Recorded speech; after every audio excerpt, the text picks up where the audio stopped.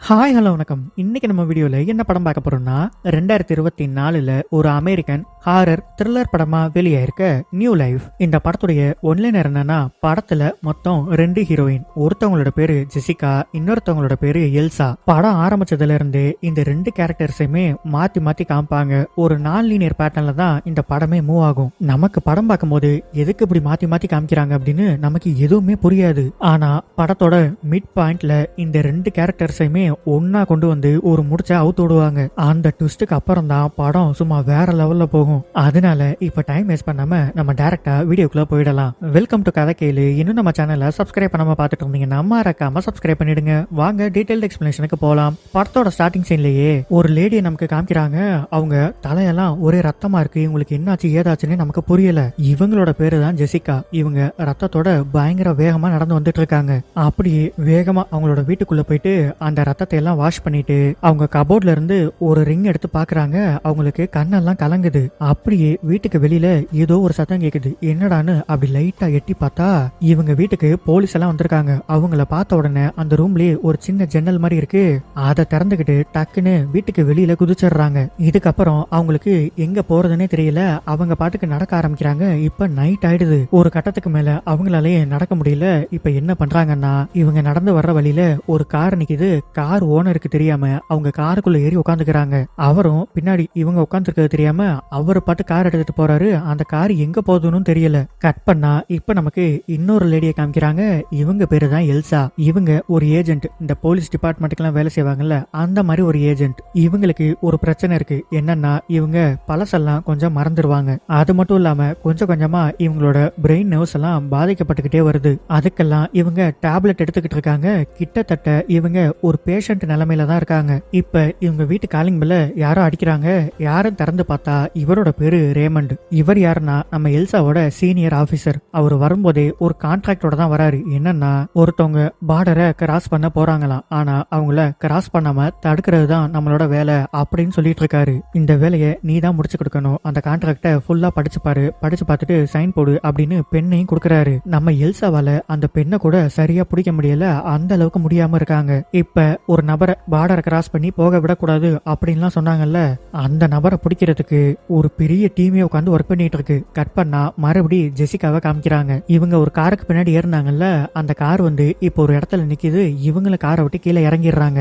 ஓட்டிட்டு வந்த ஆளு எங்கேயோ உள்ள போயிடுறான். இவங்க காருக்குள்ள சாப்பிடறதுக்கு ஏதாவது இருக்கான்னு பார்த்துட்டு அதெல்லாம் எடுத்து பாக்கெட்ல வச்சுட்டு குடுகுடுன்னு மறுபடியும் காட்டுக்குள்ள நடக்க ஆரம்பிக்கிறாங்க. அப்படியே நடந்து வந்துகிட்டே இருக்காங்க. மறுபடியும் இருட்டி போயிடுது. அங்க சின்னதா ஒரு வீடு மாதிரி இருக்கு. அந்த வீட்டுக்குள்ள இப்ப படுத்துக்கிறாங்க. தூங்கும்போது அவங்களுக்கு ஒரு கனவு மாதிரி வருது. என்னன்னா, அவங்கள யாரோ ஒரு ரூம்குள்ள லாக் பண்ணி வச்சிருக்காங்க. கட் பண்ணா மறுபடியும் நமக்கு எல்சாவை காமிக்கிறாங்க. அவங்க இப்போ ஒரு இடத்துல நடந்து வந்துட்டு இருக்காங்க. வரும்போதே அந்த இடத்துல எங்கெங்க சிசிடிவி கேமராலாம் இருக்கு அப்படின்றத இவங்க டீமுக்கு இன்ஃபார்ம் பண்ணிக்கிட்டே வராங்க.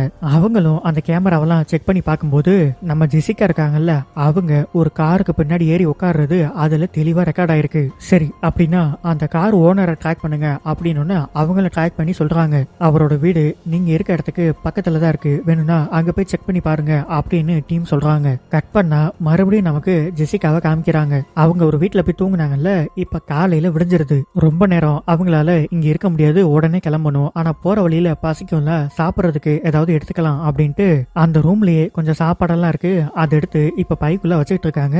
பின்னாடி பார்த்தா ஒரு வயசானவர் கன்னோட வந்து நிக்கிறாரு. ஏய், யார் நீ? என் வீட்டுக்குள்ள வந்து என்ன பண்ணிட்டு இருக்க? இல்ல, அது வந்து லைட்டா எனக்கு பசிச்சுது, அதான் ஏதாவது எடுத்து சாப்பிடலான்னு வந்தேன். அப்படின்னா, என் வைஃப் பேரு ஜேனி. அவ பிரேக்ஃபாஸ்ட் சமைச்சிட்டு இருக்கா, வீட்டுக்குள்ளேயே வந்து சாப்பிடு, இது மாதிரி திருடி சாப்பிடாத அப்படின்னு வீட்டுக்குள்ளேயே கூட்டிட்டு போயிட்டு நம்ம ஜெசிகாக்கு சாப்பாடெல்லாம் கொடுத்துக்கிட்டு இருக்காரு. நம்ம ஜேனி இருக்காங்கல்ல, அவங்க என்ன கேக்குறாங்கன்னா, நீ யாருமா, எங்க இருந்து வர, இப்ப எங்க போய்கிட்டு இருக்க? இல்ல, நான் சும்மா டிராவல் பண்ணிட்டு இருக்கேன், அவ்வளவுதான். டிராவலா? எங்கம்மா போறேன்னு கேட்டா, நான் நார்த்துக்கு போறேன் அப்படிங்கிறாங்க. அப்படியே இவங்க கையில இருக்க ரிங்க பார்த்துட்டு, சரிம்மா, உன் ஹஸ்பண்ட் உன் கூட வரலையா?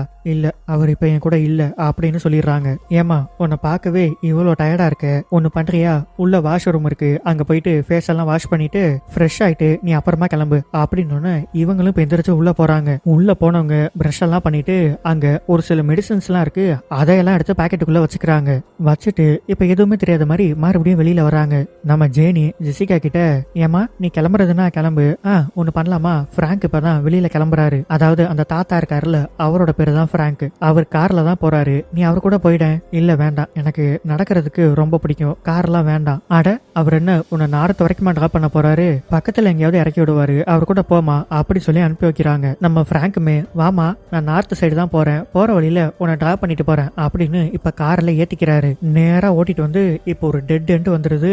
அந்த இடத்துல இங்க பாருமா இதோட ரோடு முடியுது, நீங்க இறங்கிறியா அப்படின்னு அவங்களே இறங்கிடுறாங்க. இங்க பாருமா நைட் ஆயிடுச்சு, நீ வேற நடந்து போறேன்னு சொல்ற, ஜாக்கிரதையா நடந்து போகணும் ஓகேவா. அப்புறம் காருக்கு பின்னாடி ஒரு பேக் இருக்கு, அந்த பேக்ல உனக்கு ஜாக்கெட்டு, ஷூ, அப்புறம் தேவையான சாப்பாடு எல்லாமே வச்சிருக்கோம், எடுத்துக்கோமா அப்படின்னு சொல்லி இவ்வளவு ஹெல்ப்பும் பண்ணிட்டு நம்ம பிராங்க் கிளம்பி போறாரு. கட் பண்ணா மறுபடியும் நமக்கு எல்சாவை காமிக்கிறாங்க. அவங்க பாடிக்கு இப்ப எக்ஸசைஸ் எல்லாம் பண்ணிட்டு நடந்து வரும்போது அவங்களால ஒழுங்கா நடக்க கூட முடியல, கால் ஸ்லிப் ஆகி ஒரு கட்டையில அவங்க மண்டை அடிச்சு மண்டையில ரத்தமே வர ஆரம்பிச்சிருச்சு. டக்குன்னு அதையெல்லாம் போய் வாஷ் பண்ணிட்டு இப்ப இவங்களுக்கு ஒரு மீட்டிங் இருக்கு, அந்த மீட்டிங் வந்து கரெக்டா உட்காந்துடுறாங்க. இது என்ன மீட்டிங்னா, சால் அப்படின்ற ஒருத்தர் தான் இப்ப நம்ம எல்சாக்கு ட்ரீட்மெண்ட் பார்த்துட்டு இருக்காரு. அவர் தான் இப்ப வீடியோ கால்ல வந்திருக்காரு. அவருக்கு நம்ம எல்சா மாதிரி லாரா அப்படின்னு சொல்லி ஒரு பேஷண்ட் இருக்காங்க. அவங்க கிட்ட, எல்சா நீங்க இப்ப லாரா கிட்ட பேசுங்க, ஏன்னா இப்பதான் நீங்க ஸ்டார்டிங் ஸ்டேஜ்ல இருக்கீங்க, இவங்க ஸ்டார்டிங் ஸ்டேஜ் எல்லாம் கடந்து இருக்காங்க, இவங்க கிட்ட பேசுனீங்கன்னா நீங்க எந்த அளவுக்கு கேர்ஃபுல்லா இருக்கணும்னு உங்களுக்கு புரியும் அப்படின்னு சொல்லி லாரா கிட்ட பேச வைக்கிறாரு. லாரா எப்படி பேசுறாங்கன்னா ரொம்பவே தடுமாறி தான் பேசுறாங்க. இந்த நோய் இருந்தா இந்த அளவுக்கு பாதிக்கும் போல. அவங்க என்ன கேக்குறாங்கன்னா, ஏமா உனக்கு இந்த டிசீஸ் இருக்குன்னு தெரிஞ்சு எத்தனை நாள் ஆச்சு, ஒரு 6 மாசம் இருக்கும், உங்க வீட்ல எல்லாம் இத பத்தி நீ சொன்னியா, எங்க வீட்ல இந்த விஷயம் யாருக்குமே தெரியாது. சரிம்மா இந்த நோய் வந்துச்சுன்னா நீ ரொம்பவே வீக்கா ஃபீல் பண்ணுவ, ஆனா அப்படியெல்லாம் நீ ஃபீல் பண்ணக்கூடாது, எப்போதுமே நீ ஸ்ட்ரென்த்தா தான் இருக்கணும் புரியுதா. அப்புறம் இன்னொரு விஷயம், உனக்கு எப்பயாவது சூசைட் பண்ணணும் அப்படின்னு தோணி இருக்கா. ஆமா இந்த டிசீஸ் வந்ததுக்கு அப்புறம் நிறைய தடவை தோணி இருக்கு. அப்படி உனக்கு தோணுச்சுன்னா அது மிகப்பெரிய முட்டாள்தனம். லைஃப்ல நமக்கு எப்போதுமே அக்செப்டன்ஸ் ரொம்ப முக்கியம். என்ன பண்றது, நமக்கு இந்த டிசீஸ் வந்துருச்சு, இதை நம்ம அக்செப்ட் பண்ணி தான் ஆகணும் அப்படின்னு ஆறுதல்லாம் சொல்லிட்டு இருக்காங்க. கட் பண்ணா மறுபடியும் நமக்கு ஜெசிகாவை காமிக்கிறாங்க. அவங்க இப்போ ஒரு இடத்துல உட்காந்து சாப்பிட்டுட்டு இருக்காங்க. அப்படியே கொஞ்சம் பழசெல்லாம் நினைச்சு பாக்குறாங்க. என்னன்னா இவங்களும் இவங்க பாய் ஃப்ரெண்டும், அதாவது அவனோட பேரு அயன், இவங்க 2 பேரும் நெருப்ப மூட்டிட்டு ஜாலியா உட்காந்து காய்ச்சி விளாண்டுட்டு இருக்காங்க. அப்ப அந்த இடத்துக்கு ஒரு நாய் வருது. நம்ம ஜெசிகாக்கு இந்த அனிமல்ஸ்னா ரொம்பவே பிடிக்கும். அவங்க அந்த நாய் பக்கத்துல போறாங்க. நம்ம அயன் என்ன சொல்றாருன்னா, ஏய் வேண்டாம், அந்த நாய் எங்கிருந்து வந்திருக்கு, எப்படி வந்திருக்குன்னே நமக்கு தெரியாது, கிட்டக்க போகாத, கடிச்சு வச்சிருச்சுன்னா பெரிய ப்ராப்ளம் ஆயிடும். அட நாய் தானே, அதுக்கு ஏன் இப்படி பயப்படுற அப்படின்ட்டு நம்ம ஜெசிகாவும் இப்ப பக்கத்துல போயிடுறாங்க. பக்கத்துல போய் பார்த்தா அந்த நாய் கழுத்துல எந்த டேகுமே இல்ல, ஒருவேளை மிஸ் ஆயிடுச்சு போல. ஏய் உனக்கு தண்ணி வேணுமா, வா உனக்கு தண்ணி தரேன் அப்படின்னு தண்ணி எல்லாம் கொடுத்து நைட்டு அவங்க தூங்கும்போது அந்த நாயை கட்டி பிடிச்சுக்கிட்டு தான் தூங்குறாங்க. தப்புடு கண்ண முழிச்சு பார்த்தா இப்ப பிரசன்ட்டுக்கு வந்துடுறாங்க. கட் பண்ணி மறுபடியும் நமக்கு எல்சாவை காமிக்கிறாங்க. அவங்களால சரியா நடக்க முடியல, இப்ப குச்சியை ஊனி நடக்க ஆரம்பிக்கிறாங்க.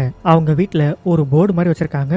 அந்த போர்டுல நம்ம ஜெசிகாவோட போட்டோ, அயனோட போட்டோ, அப்புறம் இப்ப ஒரு நாய் வந்துச்சுல அந்த போட்டோவையும் மாட்டி வச்சிருக்காங்க. இப்ப எங்கேயாவது ஏதாவது ஒரு கிரைம் நடந்துச்சுன்னா அந்த போட்டோவெல்லாம் மாட்டி அது எல்லாத்துக்கும் என்னென்ன கனெக்ஷன் அப்படின்லாம் பாப்பாங்கல்ல, அது மாதிரி இந்த 3 போட்டோயும் வச்சு பாத்துட்டு இருக்காங்க. இப்ப இந்த படத்துல என்னதான் நடக்குதுன்னு நமக்கு எதுவுமே புரியாது. கட் பண்ணா நம்ம ஜெசிகா இருக்காங்கல்ல, அவங்க நேரா இப்ப ஒரு பாருக்குள்ள வராங்க. வந்துட்டு அங்க ஒரு லேடி இருக்காங்க, அவங்களோட பேரு மோலி. அவங்க கிட்ட கடையில ஏதாவது வேலை இருக்கா, நான் செஞ்சு தரேன், எனக்கு காசு தரீங்களா அப்படின்னு சொல்லி கேக்குறாங்க. இங்க பாருமா, நீ முதல்ல யாரு, திடீர்னு வந்து ஏதாவது வேலை இருக்கான்னு கேக்குற, நாங்க யாரும் இப்ப ஹையர் பண்ணலாமா, வேணா ஒண்ணு பண்ணலாம், வந்ததும் வந்துட்ட, சரக்கு தரேன், குடிச்சிட்டு கிளம்பு அப்படின்ட்டு இப்ப சரக்கு ஊத்தி குடுக்கறாங்க. குடிச்சுக்கிட்டு இருக்கும் போதே நீ இப்ப எங்க போயிட்டு இருக்க அப்படின்னு கேட்டா, நான் என்னோட புது வாழ்க்கையை தேடி போயிட்டு இருக்கேன். ஓ அப்படியா, உன்னை பார்க்கவும் கொஞ்சம் பாவமா தான் இருக்கு, வேணா ஒண்ணு பண்றியா, பின்னாடி கொஞ்சம் பாத்திரம் எல்லாம் விளக்காம இருக்கு, அதெல்லாம் விளக்கி வை, அப்புறமா நான் வந்து என்னன்னு பாக்குறேன் அப்படின்னு சொல்லி அனுப்பிச்சு வைக்கிறாங்க. நம்ம எல்சா கிட்ட ரேமன் கால் பண்ணி, இங்க பாரு இன்னும் உனக்கு 5 மணி நேரம் தான் டைம், அதுக்குள்ள அவளை பிடிச்சி இங்க கூட்டிட்டு வந்துடணும், இன்னும் 5 மணி நேரத்துல அவளை பிடிக்கலன்னா அவ பார்டரை கிராஸ் பண்ணி போயிடுவா. அதெல்லாம் எனக்கு புரியுது, ஆனா நான் மட்டும் தனியால என்னதான் பண்ண முடியும், எனக்குன்னு ஒரு டீம் அனுப்பி வைங்க, நீ முதல்ல அவளை கண்டுபிடி, உடனே அந்த ஸ்பாட்டுக்கு நான் டீமை அனுப்பி வைக்கிறேன் அப்படின்ட்டு போன வச்சிடறாரு. நம்ம ஜெசிகா இப்ப பாத்திரம் கழுவிட்டு இருக்காங்க. அவங்க சாக்ஸ கழட்டிட்டு பாக்குறாங்க. கால்ல எல்லாம் சிவப்பு கலர்ல ஏதோ ஒரு கட்டி மாதிரி வந்திருக்கு. டக்குன்னு ஒரு சின்ன பிளாஷ்பேக் காமிக்கிறாங்க. நம்ம ஜெசிகாவோட பாய் ஃப்ரெண்ட் அயன் இருக்கான்ல, அவனுமே போயிட்டு கண்ணாடியில பாக்குறான். அவனுக்கு வயிற்றுல எல்லாம் இதே மாதிரி கட்டி வந்திருக்கு. கட் பண்ணி பிரசன்ட்டுக்கு வந்தா நம்ம போலி ஜெசிகா கிட்ட வந்து, இப்ப நீ யாருகிட்ட இருந்து தப்பிச்சு ஓடுற, இல்ல புரியல, இல்ல உன் கையில ரிங் இருக்குல்ல, அதான் பாய் ஃப்ரெண்ட் கிட்ட இருந்து தப்பிச்ச வரியா இல்ல ஹஸ்பண்ட் கிட்ட இருந்தான்னு கேட்டேன். ஓ அதுவா, பாய் ஃப்ரெண்ட் கிட்ட இருந்துதான். எனக்குமே இதே மாதிரி ஒரு ஹஸ்பண்ட் இருக்கான். எப்ப பார்த்தாலும் குடிச்சிட்டு என் கூட பிரச்சனை பண்ணிக்கிட்டே இருப்பான். அதனால எனக்கு அவனுக்கும் செட் ஆகல. அவனை விட்டு பிரிஞ்சு வந்துட்டேன். சரி எனக்கு டைம் ஆச்சு, நான் கிளம்புறேன். ஆமா நீ எப்படி போற? நைட் ஆயிடுச்சு, தங்கிட்டு போலாம்ல? இல்ல நான் என் புது லைஃபை தேடி போயிட்டு இருக்கேன், அதனால டைம் வேஸ்ட் பண்ணக்கூடாது, நான் உடனே கிளம்புறேன் அப்படின்ட்டு இவங்களும் கிளம்பிடுறாங்க. கட் பண்ணா நம்ம எல்சாக்கு இப்போ ஒரு நர்ஸ் கிட்ட இருந்து கால் வருது. அவரை கால் பண்ணி இந்த டிசீஸ்க்கான சிம்டம்ஸ் மாதிரியே ஒரு 2 பேரு இந்த ஊருக்குள்ள சுத்திக்கிட்டு இருக்காங்க. மேபி ஜெசிகா அவங்கள போய் மீட் பண்ணிருக்கலாம். ஓ அப்படியா, அவங்க வீட்டோட அட்ரஸ உடனே எனக்கு சென்ட் பண்ணுங்க அப்படின்ட்டு நேரா அந்த அட்ரஸுக்கு கிளம்பி போறாங்க. அது யாரோட வீடுன்னு பார்த்தா நம்ம பிராங்க் இருக்காருல்ல அந்த தாத்தா, அவரோட வீடு. நம்ம எல்சா கைக்கு கிளவுஸ், முகத்துக்கு மாஸ்க் அப்படின்னு பாடியை ஃபுல்லா கவர் பண்ணிக்கிட்டு இப்ப கதவை திறந்துட்டு பொறுமையா உள்ள போறாங்க. ஜேனி வீட்டுக்குள்ள யாராவது இருக்கீங்களா? நீங்க கொஞ்ச நேரத்துக்கு முன்னாடி ஜெசிகான்ற பொண்ணு கூட கான்டாக்ட்ல இருந்திருக்கீங்கன்னு நான் நினைக்கிறேன். அந்த பொண்ணு ஒரு வைரஸை கேரி பண்ணிட்டு இருக்கா. அந்த வைரஸோட பேரு எபோலா. நீங்க ஹாஸ்பிட்டலுக்கு கால் பண்ணி எனக்கு இது மாதிரி சிம்டம்ஸ் எல்லாம் இருக்குன்னு சொல்லியிருக்கீங்க. எபோலா வைரஸ் உங்களுக்கு பாஸ் ஆயிருந்தாதான் அந்த மாதிரி சிம்டம்ஸ் எல்லாம் உங்களுக்கு வந்திருக்கும். அதாவது இந்த வைரஸ் வந்துச்சுன்னா என்னென்ன ஆகும்னா கிட்டத்தட்ட இவங்க ஒரு ஜாம்பி மாதிரி மாறிடுவாங்க. முடியெல்லாம் கொட்டி போய் முகம்லாம் கட்டியா வந்து பாக்குறதுக்கு ஒரு மாதிரி அருவருப்பா ஆயிடுவாங்க. வீட்டுக்குள்ள போய் பார்த்தா அங்க யாருமே இல்ல. சரி வெளியில போய் தேடி பார்க்கலாம் அப்படின்ட்டு இப்ப இவங்களும் வீட்டுக்கு வெளியில வர்றாங்க. இவங்க வீட்டுக்கு வெளியில தான் ஒரு ரூம் மாதிரி இருக்கும்ல, அந்த ரூமுக்குள்ள போய் பார்த்தா நம்ம ஜேனி அழுதுகிட்டே உட்காந்துருக்காங்க. அவங்கள பாக்குறதுக்கே ரணக்கொடூரமா இருக்காங்க. டக்குன்னு எந்திரிச்சு ஆன்னு கத்திக்கிட்டு வந்து நம்ம எல்சாவை அட்டாக் பண்ண வராங்க. பின்னாடியே பார்த்தா நம்ம பிராங்கும் அதே மாதிரிதான் இருக்காரு. அவருமே அட்டாக் பண்ண வராரு. இவங்களுக்கு வேற வழியே இல்லாம அவங்க 2 பேரையுமே அங்கேயே சுட்டு கொன்னுடுறாங்க. கட் பண்ணா இப்ப நமக்கு ஒரு சின்ன பிளாஷ்பேக்க காமிக்கிறாங்க. நம்ம ஈயானுக்குமே வயித்துல அந்த மாதிரி கட்டி வந்திருந்துச்சுல்ல, அது அவனுக்கு ரொம்பவே முத்தி போயிடுது. அதனால உடனே அவனை ஹாஸ்பிட்டலுக்கு கூட்டிட்டு போறாங்க. கூட்டிட்டு போன ஆம்புலன்ஸ் நேரா ஹாஸ்பிட்டலுக்கு போகாம ஏதோ ஒரு இடத்துல பாதியிலே வண்டியை நிப்பாட்டிடுறாங்க. நம்ம எல்சா இப்ப ஒரு எல்லோ கலர் ட்ரெஸ் போட்டிருந்தாங்கல்ல, அதே மாதிரி ட்ரெஸ் போட்ட ஆளுங்க நம்ம ஜெசிகா, அயன் 2 பேரோட முகத்தையுமே மூடி ஒரு இடத்துக்கு கூட்டிட்டு போயிடுறாங்க. ஆக்சுவலா இப்ப என்ன நடந்துட்டு இருக்குன்னா, நம்ம ஜெசிகா ஒரு நாயை தொட்டாங்கல்ல, அந்த நாய்க்கு தான் முதன்னு அந்த வைரஸ் வந்திருக்கு. அதனால அந்த வைரஸ பத்திரமா ஒரு லேப்ல தான் வச்சிருந்திருக்காங்க.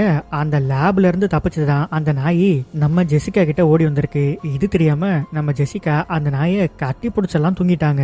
இதுல நம்ம அயனுக்கு அந்த டிசீஸ் சீக்கிரம் ஸ்ப்ரெட் ஆயிடுச்சு. ஆனா இப்ப வரைக்குமே நம்ம ஜெசிகா நல்லா தானே இருக்காங்க. அப்படின்னா இந்த வைரஸ்க்கான ஆன்டிபயோட்டிக் நம்ம ஜெசிகா உடம்புல இருக்கு அப்படின்னு சொல்லிதான் அவங்கள தேடி அலைஞ்சுக்கிட்டு இருக்காங்க.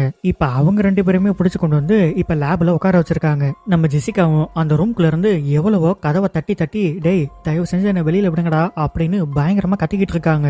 இப்ப இதுல இன்னொரு விஷயம் என்னன்னா, இவங்க இது மாதிரி ஒரு வைரஸை ஸ்ப்ரெட் பண்ணிக்கிட்டு வராங்க அப்படின்ற விஷயம் நம்ம ஜெசிகாக்கே தெரியாது. நம்ம ஜெசிகா இருக்க ரூம்ல ஒரு லைட் இருக்கும். அந்த லைட் இப்ப டக்குன்னு ஆஃப் ஆயிடுது. ஒருத்தர் வந்து அதை பார்த்துட்டு உடனே அவரோட டீமுக்கு இன்ஃபார்ம் பண்றாரு, இது மாதிரி ஜெசிகா ரூம்ல இருந்த லைட் ஆஃப் ஆயிடுச்சுன்னு. அப்படின்னா உடனே உள்ள போய் அவளுக்கு என்ன ஆச்சுன்னு பாருங்க அப்படின்னு இவரும் கதவை திறந்துக்கிட்டு உள்ள போறாரு. நம்ம ஜெசிகா என்ன பண்ணிடுறாங்க, கதவுக்கு பின்னாடி மறைஞ்சிருந்துட்டு டப்புன்னு வெளியில ஓடி போயிடுறாங்க. அவரும் பிடிக்கிறதுக்கு எவ்வளவோ முயற்சி பண்ணிக்கிட்டே இருக்காரு.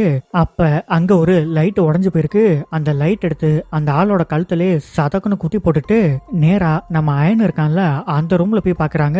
அவன் அவ்வளவுதான் ஃபைனல் ஸ்டேஜ்ல இருக்கான். ஜெசிகா என்னை எப்படியாவது இங்க இருந்து காப்பாத்தி கூட்டிட்டு போயிடு அப்படின்னு அவனும் கத்திக்கிட்டே இருக்கான். கொஞ்ச நேரத்திலேயே அந்த லேப்ல அலாம்லாம் அடிக்க ஆரம்பிச்சிருது. அயன் எனக்கு இப்ப வேற வழி தெரியல, என்ன மன்னிச்சிரு, நான் இங்கிருந்து போயே ஆகணும் அப்படின்னு அயனை அங்கேயே விட்டுட்டு இவங்க தப்பிச்சு வெளியில ஓடி வந்துடுறாங்க. நம்ம ரேமண்ட் உடனே எல்சாக்கு கால் பண்ணி, இங்க பாரு ஜெசிகா அங்கிருந்து தப்பிச்சு ஓடி போயிட்டா, அவளை உடனடியா நம்ம மறுபடியும் பிடிச்சே ஆகணும், இல்லன்னா பெரிய பிரச்சனை ஆயிடும் அப்படின்னு சொல்லிட்டு இருக்காரு. கட் பண்ணா நம்ம ஜெசிகா இப்ப எங்க வந்திருக்காங்கன்னா, பார்ல மோலி அப்படின்னு சொல்லி ஒரு லேடியை மீட் பண்ணாங்கல்ல, அவங்க வீட்டுக்கு வந்திருக்காங்க. வீடு ஃபுல்லா மோலி எங்கன்னு தேடி பாக்குறாங்க. அங்க மோலியை காணோம். அப்படியே நமக்கு மட்டும் இப்போ ரூம்குள்ள மோலியை காமிக்கிறாங்க. அவங்களுமே அந்த வைரஸால அஃபெக்ட் ஆயிட்டாங்க. இப்பதான் நம்ம எல்சாக்கு ஒரு வீடியோ வருது. ஒரு ஆளு எதர்ச்சியா பார்ல வீடியோ எடுத்திருக்கான். அந்த வீடியோல நம்ம ஜெசிகா வந்துட்டாங்க. அப்படின்னா இவ அந்த பார்க்கு போயிருக்கா. ஆமா பார்க்கு போயிருக்கா. அங்க மோலின்னு ஒருத்தவங்க அன்னைக்கு நைட்டு அவளுக்கு வேலை போட்டு கொடுத்திருக்காங்க. அப்படின்னா மோலியோட அவ கான்டாக்ட்ல இருந்திருக்கணும். சரி மோலி வீடு எங்க இருக்கு, அட்ரஸ் அனுப்புங்க, நான் உடனே போய் பாக்குறேன் அப்படின்ட்டு மோலியோட அட்ரஸ நம்ம எல்சா வாங்கிக்கிறாங்க. நம்ம ஜெசிகா கடைக்கு போய் ஷாப்பிங் எல்லாம் பண்ணிட்டு திரும்பவும் மோலியோட வீட்டுக்கே போலாம் அப்படின்னு சொல்லி வந்துட்டு இருக்காங்க. அப்ப அங்க ஒரு பூனை பிரச்சனையை பார்த்துட்டு அப்படியே நின்றுகிட்டு இருக்காங்க. நம்ம எல்சாவுமே இப்ப மோலியோட வீட்டுக்கு தானே கிளம்பி போயிட்டு இருக்காங்க. போற வழியிலேயே இவங்க ஜெசிகாவை பாத்துறாங்க. உடனே அவங்க டீம் கிட்ட, இங்க பாருங்க, ஜெசிகா இப்ப என் கண்ணு முன்னாடி தான் நின்றுட்டு இருக்கா, அப்படின்னா அவளை உன் கண்ணுல இருந்து எங்கேயும் போக விட்டுறாத, அவ எங்க போனாலும் ஃபாலோ பண்ணிக்கிட்டே போ அப்படின்னு சொல்லிடுறாங்க. நம்ம ஜெசிகாக்குமே யாரோ நம்மள பின்னாடி இருந்து பாத்துக்கிட்டே இருக்க மாதிரி ஃபீல் ஆகுது. திரும்பி பார்த்தா நம்ம எல்சா இருக்காங்க. நம்ம ஜெசிகா புரிஞ்சுக்குது இவங்க நம்மளதான் ஃபாலோ பண்றாங்க போல அப்படின்னு டக்குன்னு அங்கிருந்து வேகமா நடக்க ஆரம்பிக்குது. நம்ம எல்சாவால வேகமா நடக்க முடியாது இல்ல, இருந்தாலும் கையில குச்சி எடுத்துக்கிட்டு இவங்களால எவ்வளவு ஃபாஸ்டா நடக்க முடியுமோ அவ்வளவு ஃபாஸ்டா நடந்துட்டு இருக்காங்க. ஒரு கட்டத்துல நடக்க முடியாம கால் ஸ்லிப் ஆகி அவங்க கீழே விழுந்துடுறாங்க. இதுல நம்ம ஜெசிகாவையும் அவங்க மிஸ் பண்ணிடுறாங்க. நம்ம ஜெசிகா இருக்காங்கல்ல, அவங்க ஒரு வழியா இப்ப மோலியோட வீட்டுக்கு வந்துட்டாங்க. மோலி, நான் உடனடியா இங்க இருந்து கிளம்பியே ஆகணும் அப்படின்ட்டு கதவை திறந்து பார்த்தா மோலியோட பெட் ஃபுல்லா ரத்தமா இருக்கு. அவங்களுமே கிட்டத்தட்ட ஒரு ஜாம்பி மாதிரி அங்க படுத்திருக்காங்க. அவங்க உயிரோட இருக்காங்களா செத்துட்டாங்களான்னு கூட நமக்கு தெரியல. நம்ம ஜெசிகாவும் இனிமே ஒரு நிமிஷம் கூட இந்த வீட்டுல நம்ம இருக்கவே கூடாது, உடனே கிளம்பிடலாம் அப்படின்னு பேக் பண்ணிட்டு இருக்கப்போ மேல இருந்து என்னமோ ஒரு சத்தம் கேக்குது. என்னடா சத்தம் கேக்குது அப்படின்ட்டு மோலி மோலி அப்படின்ட்டு பக்கத்துல போறாங்க. திடீர்னு பார்த்தா மோலி நம்ம ஜெசிகாவை அட்டாக் பண்ண வந்துகிட்டு இருக்காங்க. இவங்களும் ஏதேதோ வச்சு அடிச்சு பாக்குறாங்க. ஆனா மோலி அட்டாக் பண்றத நிறுத்தவே இல்ல. டக்குன்னு அங்க ஒரு சட்டி மாதிரி இருக்கு, அதை எடுத்து மண்டையிலே நச்சு நச்சுன்னு அடிச்சு மண்டையை உடைச்சு மோலியை கொன்னே போட்டுறாங்க. அவங்கள கொன்னு போட்டுட்டு இப்ப தலையில கைய வச்சுட்டு கையை எடுக்கிறாங்க. கை ஃபுல்லா முடியா வந்துகிட்டு இருக்கு. சோ அந்த வைரஸ் இப்ப நம்ம ஜெசிகாவையுமே கொஞ்சம் கொஞ்சமா அஃபெக்ட் பண்ண ஆரம்பிச்சிருச்சு. நம்ம எல்சா இருக்காங்கல்ல, கரெக்டா இப்ப மோலியோட வீட்டுக்கு வந்து ஜன்னல்ல லைட்டா எட்டி பாக்குறாங்க. மோலி உள்ள செத்து போயிருக்காங்க. உடனே இவங்க ரேமண்டுக்கு கால் பண்ணி, இங்க பாருங்க, மோலி செத்து போயிட்டா, யாரோ மண்டைய அடிச்சு உடைச்சிருக்காங்க, எனக்கு தெரிஞ்சு அது ஜெசிகாவா தான் இருக்க முடியும் அப்படின்னா அங்க சுத்தி முத்தி பாருங்க, ஜெசிகா எப்படியும் அங்கதான் இருப்பா, சரி நான் பாக்குறேன் அப்படின்னு இவங்களும் மாஸ்க் எல்லாம் போட்டுட்டு கையில ஒரு கன்னை எடுத்துக்கிட்டு நம்ம ஜெசிகாவை தேடி கிளம்புறாங்க. இப்படியே அவங்க தேடிக்கிட்டே ஒரு ரூம் குள்ள போய் பார்த்தா அங்க கரெக்டா நம்ம ஜெசிகா நிக்கிறாங்க. ஏ ஜெசிகா, அசையாத, நான் உனக்கு பின்னாடி கன்னோட நிக்கிறேன், அசைஞ்சி நான் உன்னை சுட்டு கொன்னுடுவேன். இங்க பாரு, நான் சொல்றதை கேளு, நான் உனக்கு ஹெல்ப் பண்ண தான் வந்திருக்கேன். நீ உனக்கே தெரியாம ஒரு வைரஸை எல்லாரு மேலயும் பரப்பிக்கிட்டு இருக்க. உன் கூட கான்டாக்ட்ல இருந்த எல்லாருக்குமே இந்த வைரஸ் உடனே அஃபெக்ட் ஆயிடுச்சு. ஆனா உனக்கு இன்னமும் அஃபெக்ட் ஆகல. யாரு சொன்ன எனக்கு அஃபெக்ட் ஆகலன்னு? இங்க பாருங்க அப்படின்னு நம்ம ஜெசிகா திரும்புறாங்க. அவங்களுக்குமே வைரஸ் அஃபெக்ட் ஆயிடுச்சு. சரி ஓகே, உனக்குமே அஃபெக்ட் ஆயிருந்தாலும் உனக்கு இவ்வளவு நேரம் கழிச்சுதான் அஃபெக்ட் ஆயிருக்கு. அப்ப கண்டிப்பா உன் உடம்புல ஏதோ ஒரு ஆன்டிபயோட்டிக் வேலை செய்யுது. இது என்ன வைரஸ், எப்படி பரவுதுன்னு எங்களுக்குமே இன்னும் கிளியரா தெரியாது. உன்னை வச்சுதான் டெஸ்ட் பண்ணி அதை நாங்க கண்டுபிடிக்க முடியும். அதனால தயவு செஞ்சு என் கூட வந்துரு அப்படின்னு சொன்ன உடனே நம்ம ஜெசிகா எல்சா கிட்ட வர ஆரம்பிக்கிறாங்க. ஜெசிகா, வேண்டாம், பக்கத்துல வராத, வந்தனா நான் சுட்டுடுவேன் அப்படின்னு சொல்ல சொல்ல கேட்காம பக்கத்துல வந்துகிட்டே இருக்கவும் டொப்புன்னு இவங்க வயிற்றுலே சுட்டுறாங்க. நம்ம ஜெசிகாக்கு என்ன தோணுதுன்னா, வேண்டாம், இவ பக்கத்துல போனா நம்மள சுட்டு கொன்னுடுவா அப்படின்னு இவங்க பாட்டுக்கு குடுகுடுன்னு ஓட ஆரம்பிச்சிடுறாங்க. நம்ம எல்சாவால ஓட முடியாது இல்ல, அதனால அவங்க கன் எடுத்து கரெக்டா பாயிண்ட் பண்ணி நம்ம ஜெசிகாவோட கால்லே சுட்டு அவங்கள அங்கேயே படுக்க வச்சிடுறாங்க. மறுபடியும் எல்சா நம்ம ஜெசிகா கிட்ட வந்து, இங்க பாரு, எனக்கு தேவையானதெல்லாம் உன்னோட பிளட் மட்டும்தான், அதனால என் கூட வா, உனக்கு எந்த ஆபத்தும் வராது, அதுக்கு நான் கேரண்டி. முடியாது, என்னால திருப்பியும் அந்த லேபுக்குள்ள வரவே முடியாது. சொன்னா புரிஞ்சுக்கோ, நீ கான்டாக்ட்ல இருந்த எல்லாருமே இப்ப செத்து போயிட்டாங்க. இந்த வைரஸ் எவ்வளவு ஆபத்தானதுன்னு இப்பயாவது புரிஞ்சுக்கோ. முடியாது, நான் இந்த உலகத்தை சுத்தி பார்க்கணும், புது லைஃபா ஆரம்பிக்கணும், நான் கிளம்புறேன் அப்படின்ட்டு கிளம்புன உடனே நம்ம எல்சா என்ன எவ்வளவு சொன்னாலும் கேட்க மாட்டேங்கிறா அப்படின்னு வேற வழியே இல்லாம நம்ம ஜெசிகாவை தலையிலேயே சுட்டு அவங்கள அங்கேயே கொண்டு போட்டுடுறாங்க. கட் பண்ணா நம்ம எல்சா இப்ப வீட்டுல இருக்காங்க. நம்ம எல்சாவை பாக்குறதுக்கு அவங்களோட டாக்டர் வந்திருக்காரு. அவர் வந்து, இங்க பாரு, உன்னோட வாழ்க்கையில இதுக்கப்புறம் நிறைய சேஞ்சஸ் நடக்கலாம், உன்னால பேச முடியாம போலாம், நடக்க முடியாம போகலாம், ஆனா எப்போதுமே நீ உன்னோட கான்பிடன்ஸை இழந்துடவே கூடாது அப்படின்னு பேசிக்கிட்டு இருக்கும் போதே அவரு லொக்கு லொக்குன்னு இருமிக்கிட்டே இருக்காரு. நம்ம எல்சா புரிஞ்சுக்கிறாங்க இது அந்த வைரஸோட சிம்டம்ஸ் தான் அப்படின்னு. அப்படின்னா ஜெசிகாவை கொன்னதோட இந்த வைரஸ் ஸ்டாப் ஆகல, இது இன்னும் மக்கள் மத்தியில பரவிக்கிட்டே தான் இருக்கு அப்படின்னு சொல்லி அப்படியே கட் பண்ணி இந்த படத்தை முடிச்சுட்டாங்க. இந்த படம் கண்டிப்பா உங்களுக்கு பிடிச்சிருக்கும்னு நினைக்கிறேன். இதே மாதிரி அடுத்த ஒரு இன்ட்ரெஸ்டிங்கான மூவில உங்களை சந்திக்கிறேன்.